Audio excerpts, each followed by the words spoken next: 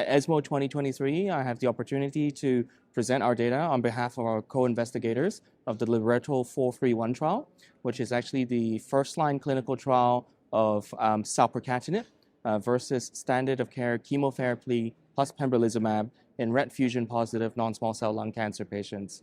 We're very lucky that the abstract has been accepted as a plenary session that was presented on Saturday. So a bit of background about RET fusion-positive non-small cell lung cancer. It's actually a relatively rare type of tumor, accounting for 2% of the population. And in actual fact, we do know that, at least from prior evidence in these group of patients, the use of RET inhibitors in the original phase 1 clinical trial in treatment-naive patients have had good responses, with response rates of up to about 80%. Having said that, the prevailing standard of care treatment right now for non-EGFR and non-ALK non-small cell lung cancer is the use of platinum-based chemotherapy plus pemetrexed plus pembrolizumab, and this is based on the Keynote 189 data. The results of those in terms of response and survival is certainly less than what we saw in the Libretto 001 trial, but there has been never any head-to-head comparison. So the purpose of this trial really is to take a first-line approach, head-to-head comparison between Selpercatinib, which is a selective RET inhibitor, together against sort of the standard of care treatments to really try to position Selpercatinib in the first-line space. So for this particular clinical trial, as I've mentioned previously, it's a head-to-head comparison between Selpercatinib and standard of care, which, as I've mentioned already, also is chemotherapy plus pembrolizumab. In this clinical trial, we recruited patients of stage 3B, 3C, as well as stage 4 non-squamous non-small cell lung cancer patients who are treatment naive and had ECOG performance status of 0 to 2. They must have RET fusion identified either by next-generation sequencing or PCR. We did allow patients with brain metastasis, although patients with symptomatic brain metastasis were excluded. In terms of stratification, we stratified the patients based on their geographical origin, East Asian versus non-East Asian, the presence or absence of brain metastasis, and also given the fact that although the prevailing standard of care is the use of pembrolizumab together with chemotherapy, we also recognize the fact that not all patients are suitable to use pembrolizumab, and there's also an investigator's bias to use pembrolizumab or not to use in patients with actionable genomic drivers. So therefore, in this situation, we did allow patients to not have pembrolizumab in the trial, but there's a maximum cap of 20%. So at least 80% of the patients in the control group actually had to have pembrolizumab at least planned in the intention to treat prior to randomization. Patients were randomized initially on a 1-to-1 and subsequently with an amendment became a 2-to-1 randomization between Selpercatinib and the control arm.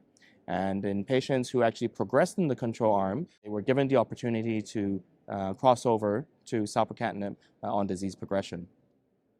The primary endpoint of this trial was progression-free survival, and it's a gated dual primary endpoint of both the intention to treat pembrolizumab group as well as the overall population. The secondary endpoints include survival, as well as intracranial responses and survival. We also looked at safety, as well as patient-reported outcomes. So this trial took place during the COVID pandemic, and in total, 261 patients were recruited into the trial, over 100 centers from over 20 countries as well. And I'm very pleased to say that in terms of the results, the trial met its primary endpoint, where the progression-free survival of patients in the Selpercatinib group exceeded those of the control group. The progression-free survival in the Selpercatinib group was 24.8 months versus 11.2 months in the control group. This was statistically significant with a hazard ratio of 0.46, and this was also over a follow-up of a 19-month period. The same actually also applied for patients who did not receive pembrolizumab and just the standard chemotherapy in the control. So there is improvement in progression-free survival in the patients who were given Selpercatinib in the frontline setting. Moreover, in terms of the response rates, patients in the Selpercatinib group had a higher response rate of 83%. And most importantly as well, we also found that Selpercatinib seemed to have not only efficacy in CNS metastasis, but the possibility of preventing CNS metastasis for patients who did not have baseline brain metastasis. Incidentally, 20% of patients recruited into the clinical trial had brain metastasis at baseline. So for the patients who did not have baseline brain metastasis, after being treated with selpercatinib for 12 months, only about 1.1% of these patients developed brain metastasis, as opposed to 14.7% in the patients in the control group.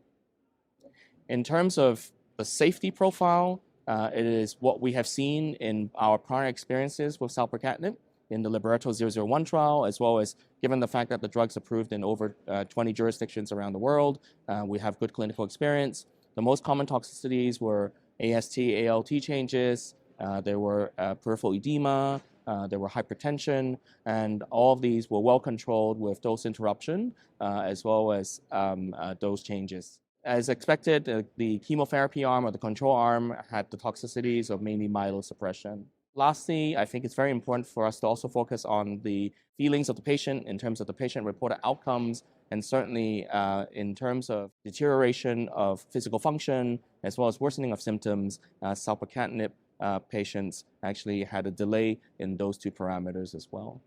So overall, I think this clinical trial has confirmed the fact that selpercatinib is, of course, a useful drug in RET fusion-positive non-small cell lung cancer, and secondly, it should be positioned in the first-line setting.